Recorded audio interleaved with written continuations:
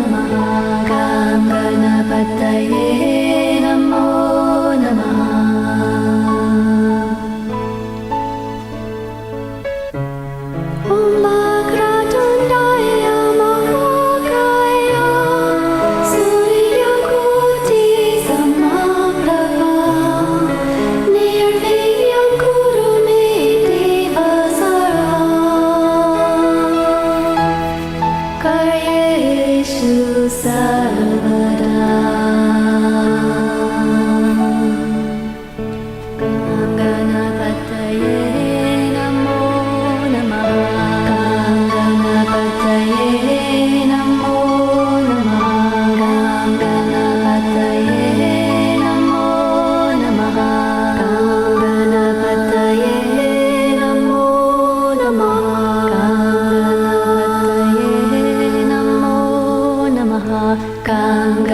Ganapataye Namo Namaha.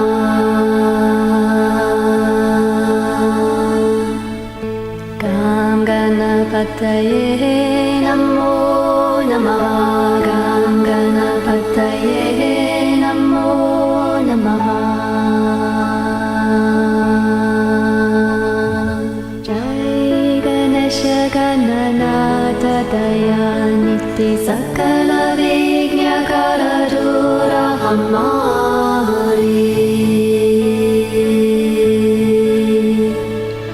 Jai Ganesha Gananata Dayaniti Sakala Vignya Karadura Hamari.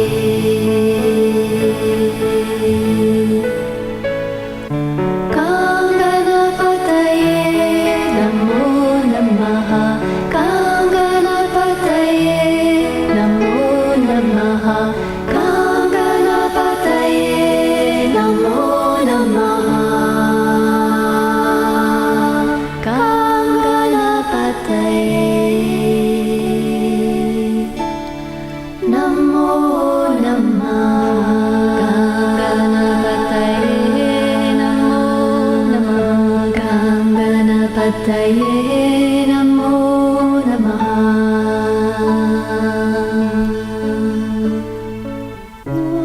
Suklam Bharadram Vishnu Sasivarnam Chaturbhujam Prasannavadanam Dhyaye Sarvavignyopashantaye. Gam Ganapataye Namo Namaha. Gam Ganapataye Namo Namaha. Gam Ganapataye Namo Namaha. Gam Ganapataye Namo Namaha. Gam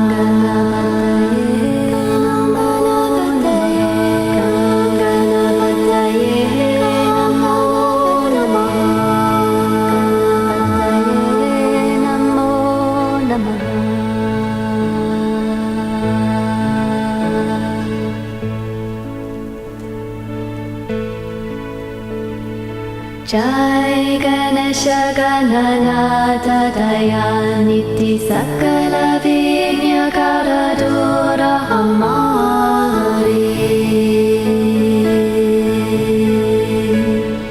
Jai Ganesha Gananata Dayaniti Sakala Vignya Karadura Hamari.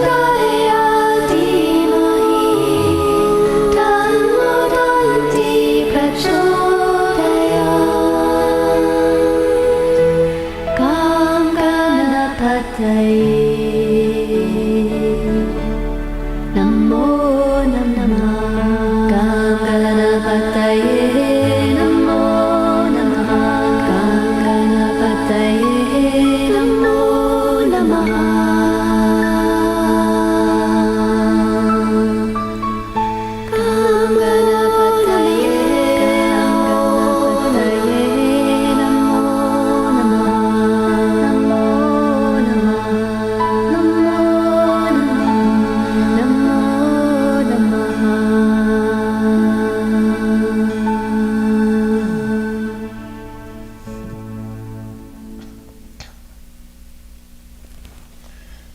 Namaste. Namaste.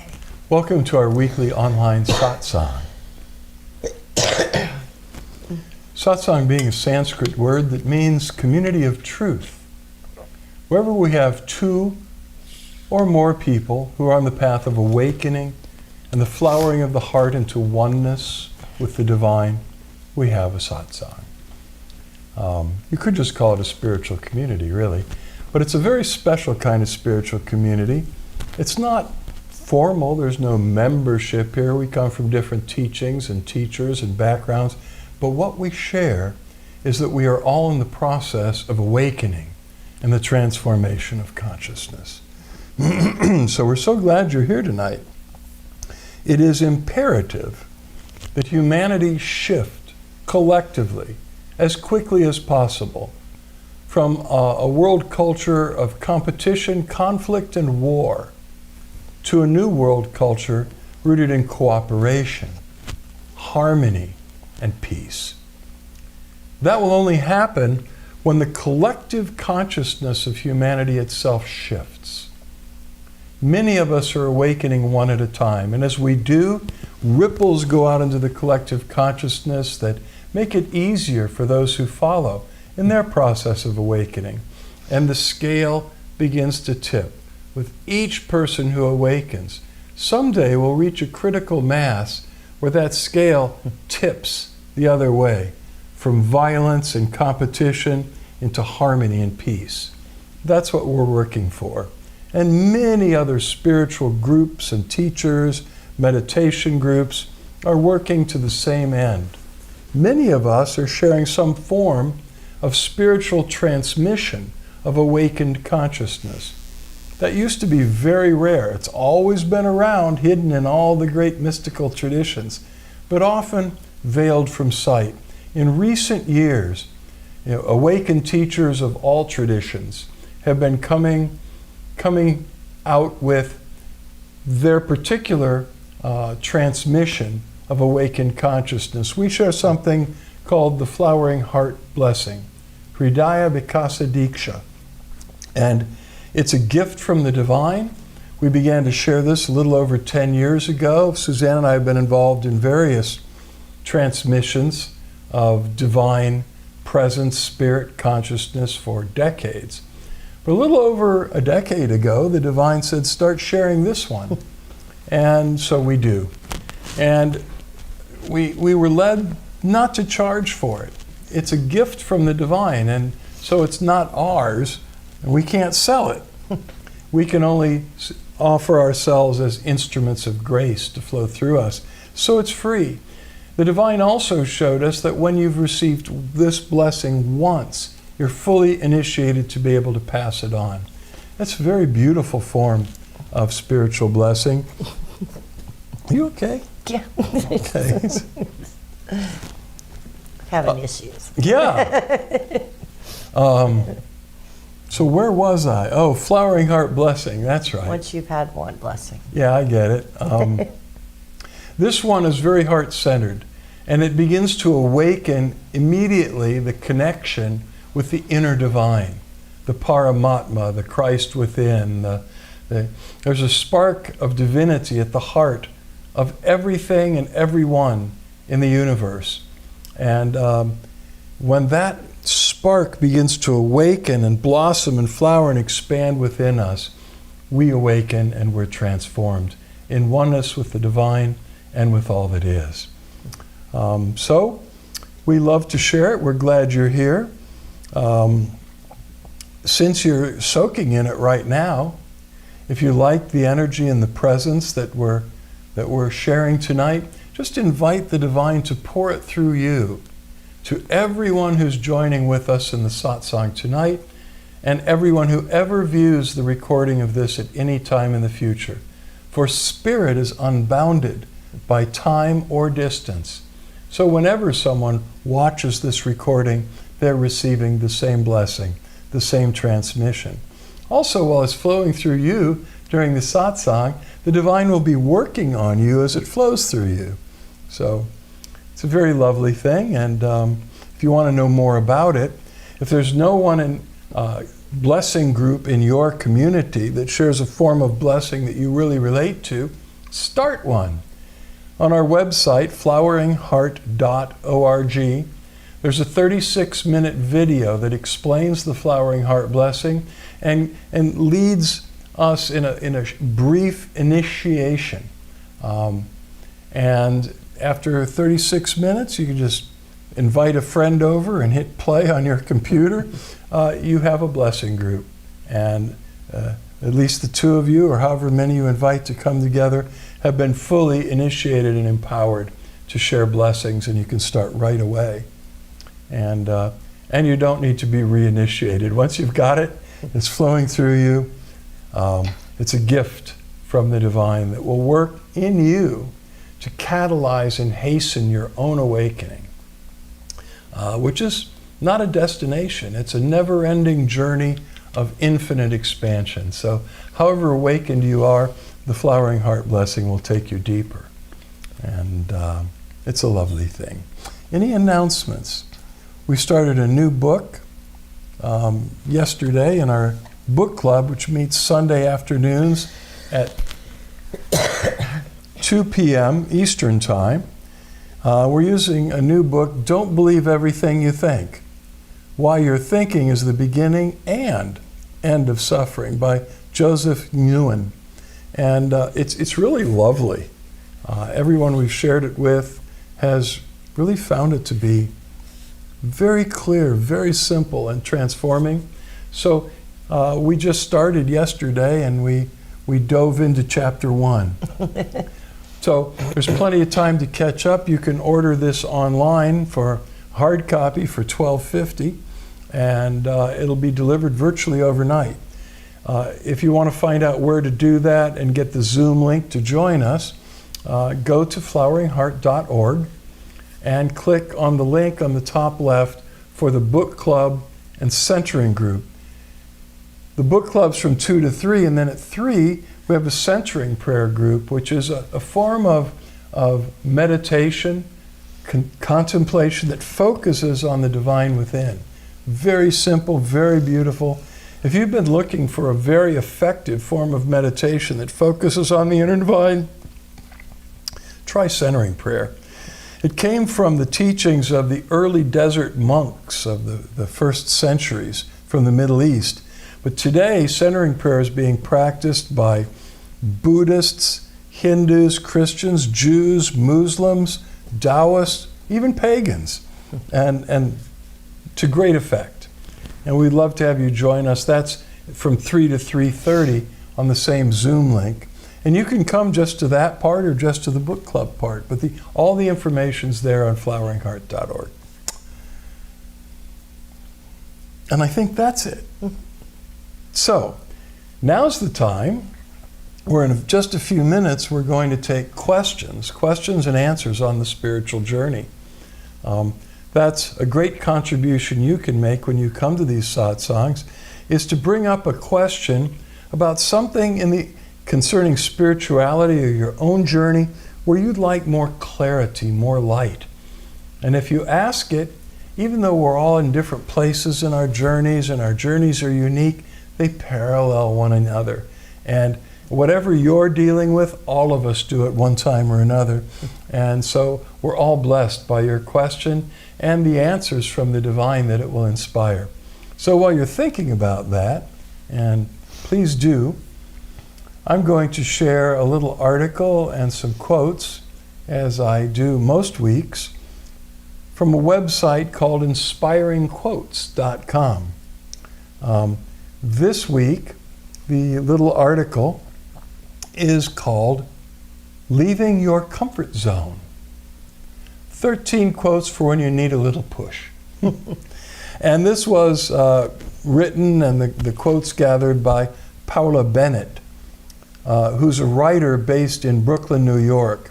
She writes a fortnightly newsletter that treasures the mundane, called Small Histories. And you can find her on Instagram at Paula Bennett, B-E-N-N-E-T. And Paula is P-A-O-L-A, and then B-E-N-N-E-T. So thank you, Paula, for this, this wonderful contribution. We've enjoyed all of the articles that we've shared from you, and there have been a number of them over the last several years. So here's what Paula says about leaving your comfort zone. As human beings, most of us crave stability, the habits of the everyday. There's a good evolutionary reason for this. For millions of years, unpredictability and uncertainty were tantamount to danger. There are plenty of benefits to having a routine. It lowers our stress levels and is a building block of good health.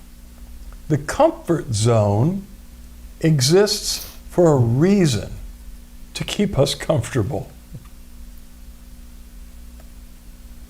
Still, there is such a thing as getting too comfortable.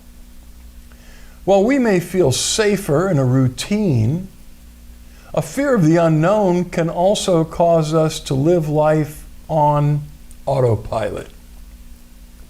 Too much stability has been scientifically linked to a lack of growth or learning in our lives. As the old adage goes, old ways won't open new doors. Staying in your comfort zone can restrict you, cutting you off from new experiences or from taking a leap toward what you really want. Maybe you're aware it's time to step out of your comfort zone, but you don't know quite where to start. Old habits die hard, after all. These 13 quotes can help give you that gentle nudge out the proverbial door and into exciting new territory. So here we go. Go and make interesting mistakes. Make amazing mistakes. Make glorious and fantastic mistakes. Break rules. Leave the world more interesting for your being here. Neil Gaiman. Without experimentation, a willingness to ask questions and try new things, we shall surely become static, repetitive, and moribund. Anthony Bourdain. Sometimes, the bravest and most important thing you can do is just show up. Brené Brown. If you want to conquer fear, do not sit home and think about it. Go out and get busy. Dale Carnegie. People make their best work when they're riding that wave and a little bit uncomfortable. Sell your own myth, but never buy it. St. Vincent. When I let go of what I am, I become what I might be. Lao Tzu. Great people do things before they're ready. Amy Poehler. Don't fear failure so much that you refuse to try new things. The saddest summary of a life contains 3 descriptions: could have, might have, and should have. Louis E. Boone. Sometimes the place you are used to is not the place you belong. William Wheeler. And the thing about blooming is, nothing about the process is easy.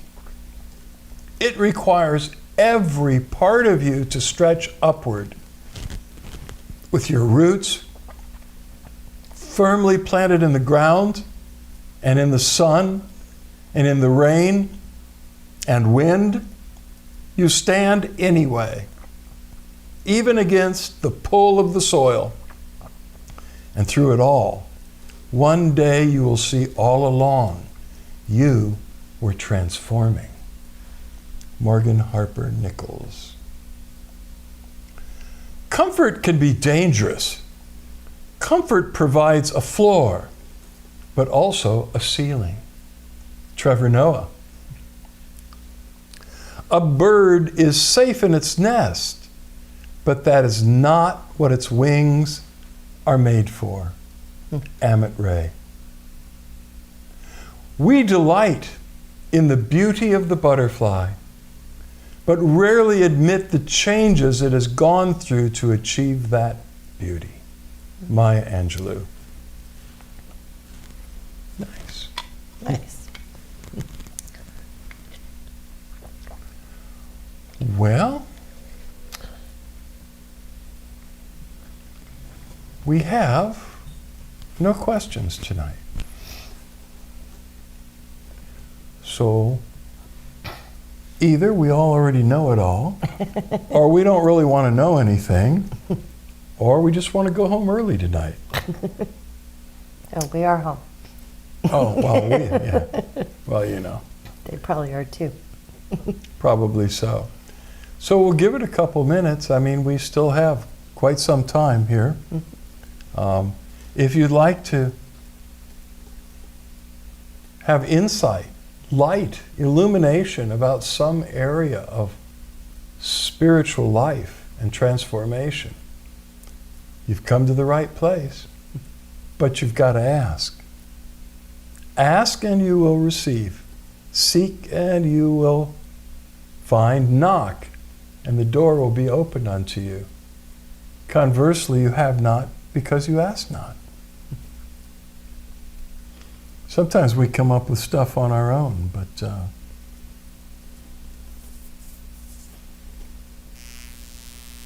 ball's in your court. I'm really enjoying this book. We just finished the Tao Te Ching, and this kind of segues into a way of taking kind of the principles of Taoism and Buddhism and make it just very clear, especially to, I don't know, to my mind, where it's how to incorporate and the gist of it. Oh, Ooh. you got the gist of it? Well, About pain and suffering? yeah. Well, pain is inevitable. Buddha taught that pain is an inescapable fact of life, of human life. Pain will come. But suffering is something else, and it is avoidable. So the author shares that we have this experience of pain that's part of human life, but what we call suffering is our reaction and our struggle to the things that cause pain. So he draws on a teaching of the Buddha that there are two arrows that come at you whenever you experience something unpleasant. The first arrow is pain. And it could be something someone said or something you experienced. It could be physical pain. It could be the loss of a loved one. That first arrow is pain. And that's unavoidable. But right behind it is coming a second arrow, which is your emotional reaction to the first one. Suffering kicks in when we go, oh no, something's wrong. How can I change this? How can I escape this? That was horrible. Why did it happen to me? And everything that follows, the whole mental gyration around an unpleasant prick that life sends our way. But that second arrow, we completely have a choice of how we will respond emotionally and psychologically to the first arrow. And Joseph Nguyen is really excellent in helping us see so clearly that thought is unavoidable. Thought, well, we learned in India, thoughts are not my own. Thought just comes from the thought sphere, from all around us. And you can't keep a thought from coming. The thing is that when a thought comes that triggers us or catches our attention, we begin thinking about that thought. That's where we begin to suffer. If we could learn to just let the thought pass through without thinking about it, there'd be no suffering involved. So many people are trying to stop thought with meditation or other methods, and really that's a mistake. It's to stop thinking about the feelings, the thoughts, the experiences. Just let it flow through you. There is a place where thoughts stop totally.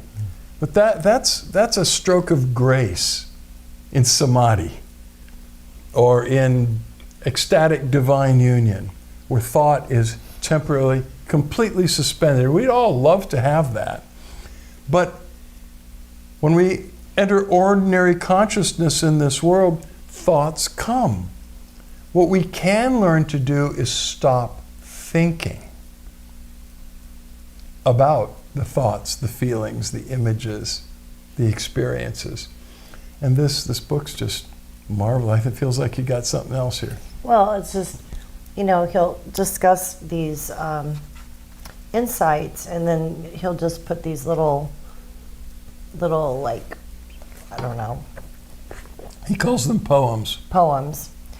Like, what we hold on to perpetuates our reality. What we let go of creates new possibilities. And that kind of dovetailed into what tonight's quotes. Mm-hmm. There's another one. How long are you going to keep holding on to the story you don't want to keep reliving? I mean, it's these little pointers. Well, let me think about that. But it's so funny how our minds and our egos just want to be right and want to understand things and know things. And so we just keep perpetuating what may be a complete lie to ourselves because it makes us comfortable, just like those quotes tonight. And this is just a deeper insight. And for me, it's been a beautiful meditation. I mean, I've only read the intro and the first 2 chapters, but it's been a really nice meditation. A member of the book club a few months ago said that he teaches Tai Chi among other things, but he said, I teach my students this exercise to pay attention to how much effort you're putting into things, even if it's brushing your teeth or gripping the steering wheel. How much energy are you applying towards things, just simple tasks in your life? And I started meditating on that and paying attention to it. I had noticed it before, like when I'm steam mopping, sometimes I would do it really hard. I'm like, the steam does it. All you have to do is relax and let go. So after he mentioned that, I made it more conscious in my day-to-day life. And then I started to apply that to my thinking and my emotions and my reactions to things in the world. And how much effort, how much emotion, how much energy am I putting into anything that's happening now throughout the day? And this is really beautiful because these are just little pointers. How much do we want to dwell on the stories that are keeping us locked up in sometimes an emotional, psychological nightmare? I think we know that, a lot of us, especially on the spiritual path, but how do we actually get out of the mind and let go and be free and have peace? And he really makes it so simple. Yeah.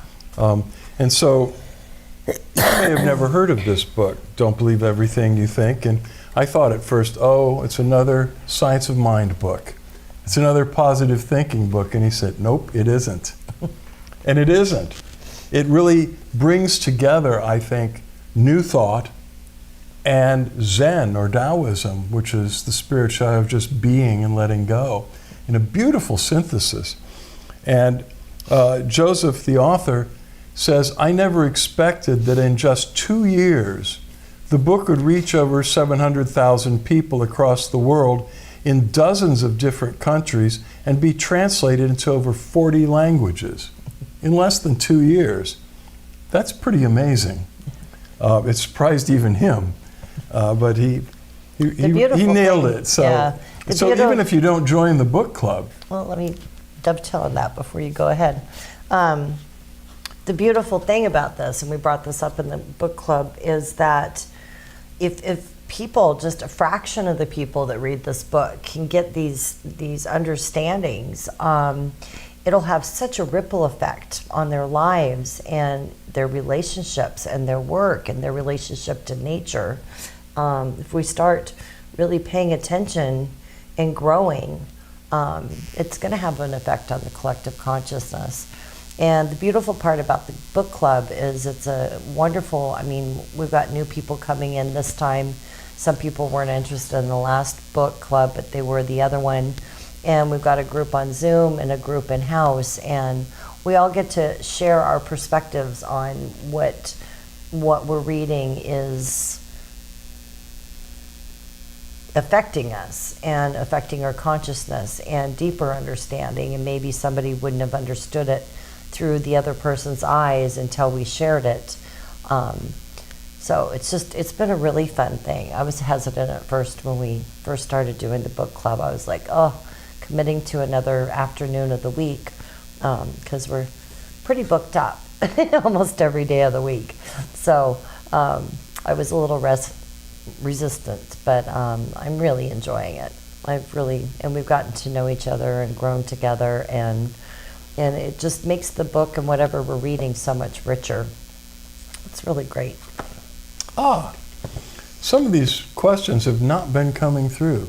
So I had to refresh the page, which takes me somewhere else on Facebook. And anyway, Ekaterina writes, I really want to step out of my comfort zone. Can you speak more about grace and the promises? Maybe with grace we can step out of it. Well, grace will help. But to step out of your comfort zone is a choice. It's a decision. And you can ask for grace to assist you, for sure. I would think being an actress, you're constantly stepping out of your comfort zone because you have to play so many different roles and meet different people, and a lot of people would think, wow, I could never do that. That's so out of my comfort zone. But when you feel an invitation to be creative, to do something new, and you're nervous about that, that's where you need to escape your comfort zone and do it. Just do it. And you can say, if I just feel the grace. I learned something years ago, 45 years ago. I'd feel the call of spirit to do something that took courage, took grace. For me, I was very introverted, very shy. And this little voice inside was saying, open your mouth and begin to speak, teach, speak the truth. And I was like, terrified. I don't think I said, and I answered, and I spoke to the divine and said, okay, look, let me feel your power flowing through me. And when I feel your grace, then I'll open my mouth and speak. And the divine challenged me right away and said, that's not the way it works. You answer the call and take a step, and I'll be there to catch you and to pour out grace through you. So it took a while. I wrestled, and I was in a public place. There were people that were receptive when I finally opened my mouth, and it was in public at night on the beach. And I opened my mouth, and as soon as I opened my mouth and began to speak, I could feel the anointing, the power of the divine just flowing through me and giving words I wasn't even thinking of were just flowing through me. And that still small voice said, see what I mean? So I learned that you've got to step out of your comfort zone first. And the point is, you're not stepping into comfort when you step out of your comfort zone. You're stepping into the unknown with trust and faith. So to cultivate faith in yourself and faith in your divine will really help you to trust when you're invited to take a step out of the comfort zone into something new. And we know you, Ekaterina, you can do it. Or as Yoda used to say, no try, just do. There was a lot of wisdom in those old Star Wars movies. The first one changed the world. People knew nothing about Qigong, the martial Taoism, the power of the Tao, and all of these were concepts that were largely unknown. And I lived in Los Angeles, in North Hollywood. When Star Wars came out, I went to see it at the theater that it was released at in Los Angeles the first night. And I just went, oh, yay. Because I was already virtually living the life of a Taoist monk, and studying at a Taoist temple. And nobody in America knew anything about this stuff. And it was clever to put it in a movie like that everybody resonated with, and all these ideas, may the force be with you, and all of that, started to work on people. But yeah, that old Yoda, don't try to step out of your comfort zone, just do it. It'll work. Yeah, and talking about comfort zone, it's funny because a lot of those quotes made me think of, we go walking on the beach as much as we can. We made a group of friends down there, mostly retired people. And I could see how they just, we'll invite them out to go play cards somewhere, or to go dancing, or to go, do something. And they're like, no, I can't do that. And I have to go home. I have to eat at this time. I have to go to bed at this time. I've got this show that I watch every night. It's like, wow. Yeah. Yeah. Yeah, because then we have other friends down there that are retired, and they're like, here's the newspaper. Here's what's going on this week. You want to go? Let's go do this. Let's go do that. Or spontaneous say, come over and we'll play games. And yeah. So it's very different how people approach life. And I'm glad that we're never going to retire, and that I feel like I'm out of my comfort zone every day. That's my comfortable zone, is the out of comfort zone. I wake up and get out of bed, and I'm out of my comfort zone already. Which is comfortable for me, so that's kind of an oxymoron. Before I forget, if you're on Facebook Live, if you would give us a like or a love or some other emoji, we go in at the end, and I go in during the week after, especially after we make these, to see who's watching. And a lot of people watch in the days between Monday to next Monday. And if you leave your name, and even if tonight, please, then we'll go in and see your name and send you special blessings and hugs. If you're watching on Vimeo, just enter your name in the chat. Hi, it's me. Namaste or something. If you're watching on YouTube or LinkedIn, you'd have to send us an email, but please do.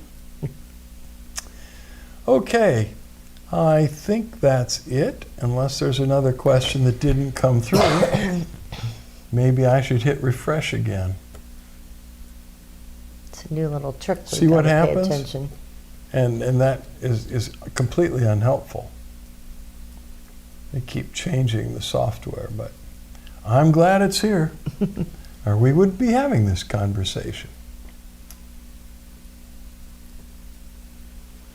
Okay, see?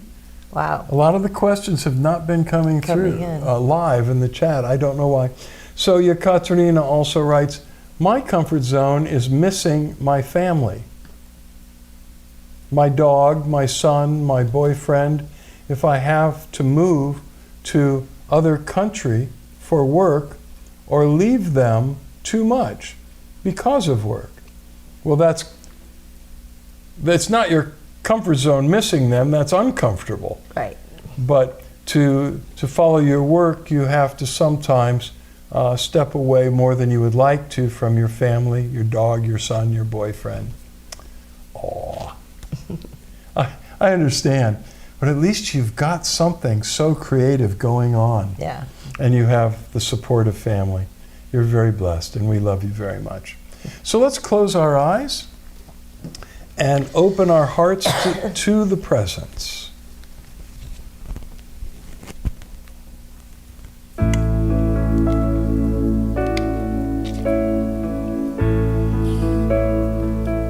Rishis said that we are not drops of the ocean of God or in the ocean of God. We are the entire ocean of God in a drop. It's all inside of you. The outer world is a reflection of the inner world. It's all within you. So turn to the divine within you, dwelling in your heart of hearts, and invite it to flood you with the light of awakening, with the grace to clear the mind field of negative thinking, feelings, thoughts, patterns, programming, to wash clean your soul and to replace all of that with divinely inspired thoughts and feelings and plans. It will flood your spirit with light, your soul with inspiration, your body with divine healing. And shine out into your relationships. So no matter where you are, you feel no distance from those you love because you are always connected. Just open and drink in the love, the light, the grace of the Flowering Heart Blessing as it pours out within you, upon you, and from all around you. The divine already knows what you need, and it loves you unconditionally. The divine loves us more than we can comprehend, and it is all-knowing, knows everything we've ever done and every mistake we'll ever make, and loves us unconditionally. It yearns to fill you with love and joy and peace, and to draw you into oneness with itself. Just let go and drink in the grace of the presence pouring out to you. Breathe it in, drink it in, soak it up, receive the transforming grace of the divine.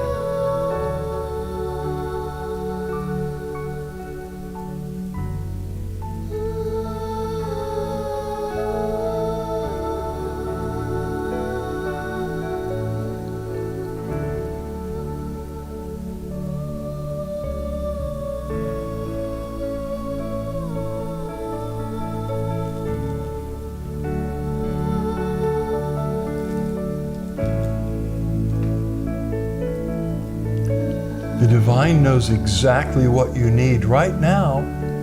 You don't even need to ask. Just receive as the divine pours out to you what you need most at this very moment to awaken and transform, to fly free.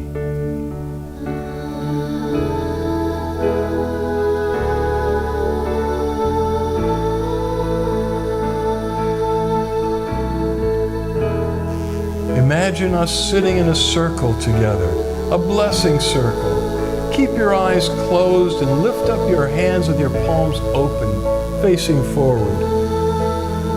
As we invite the divine to pour the blessing, the Flowering Heart Blessing, through every one of us to all the others sitting in the circle. As it flows through you, it transforms you, and it's flowing back to you through all of them. Just let it flow.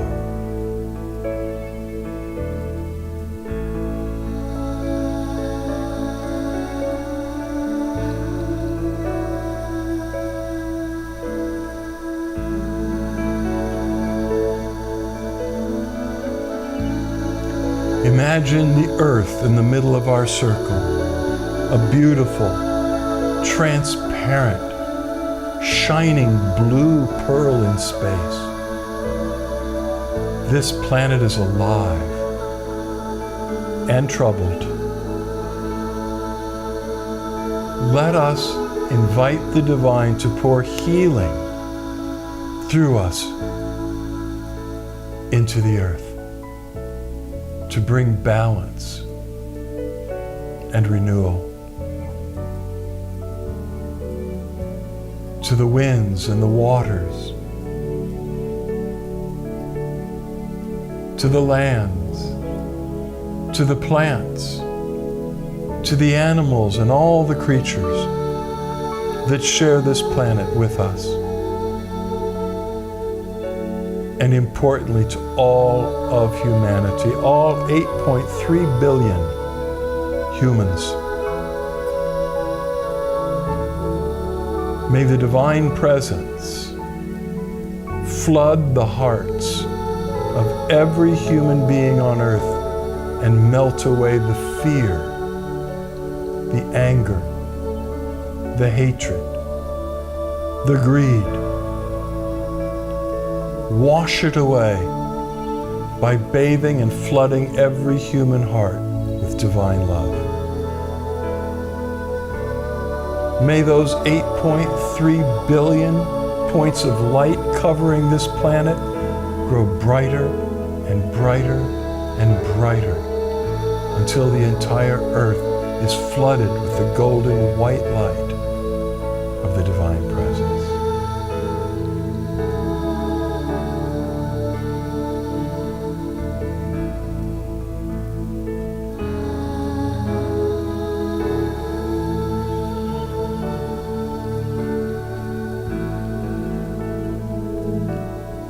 May the fires of war, the fear, the anger, and the hatred that fuel it be extinguished in the waters of divine love. May war cease from the face of the earth.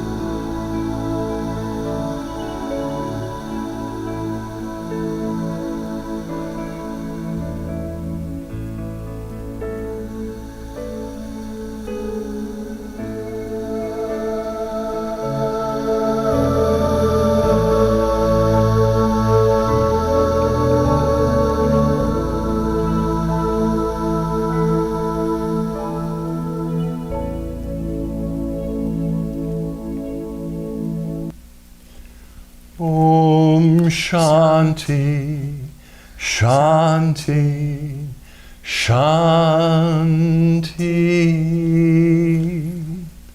Om, peace, peace, peace.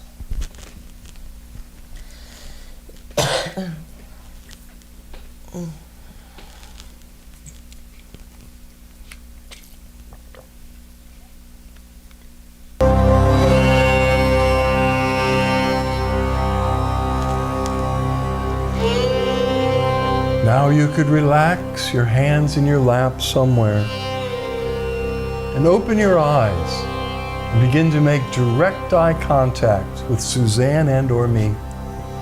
As we dive into the light meditation, Suzanne and I are flooded with oceans of love and light and grace for you. It pours through us, through every part of our being, especially through our eyes, the windows of the soul. All you need to do is keep gazing at least one of our eyes. And as you do, the light streams through our eyes, in through your eyes, into your heart of hearts, causing the light of awakening and the flames of divine love to grow brighter and brighter within, transforming you. Just keep looking, relax, and receive.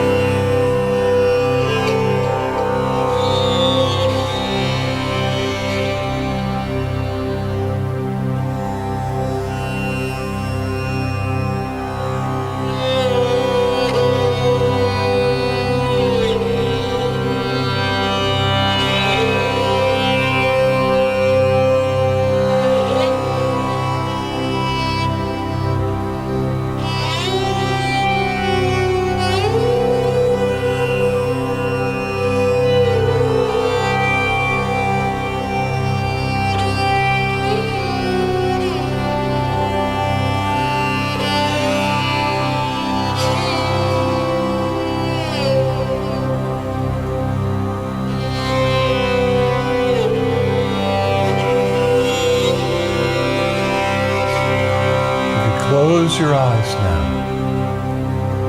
Meditate with us for just a few more moments as the grace settles within.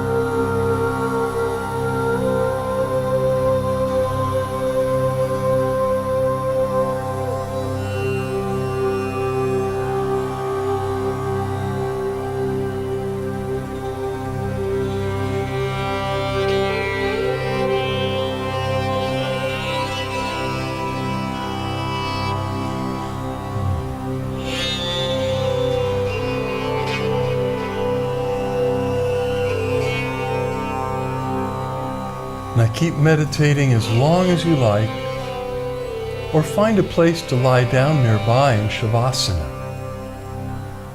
That means find a comfortable spot. The ground is best, but anywhere where you can lie on your back with your eyes closed, your arms loosely at your sides with your palms open, turned upward, and just let yourself dissolve with gratitude in the presence. We love you very much. Much love, light, and blessings. Until we meet again, know that the divine in us beholds the divine within you. And we bow to you. Namaste.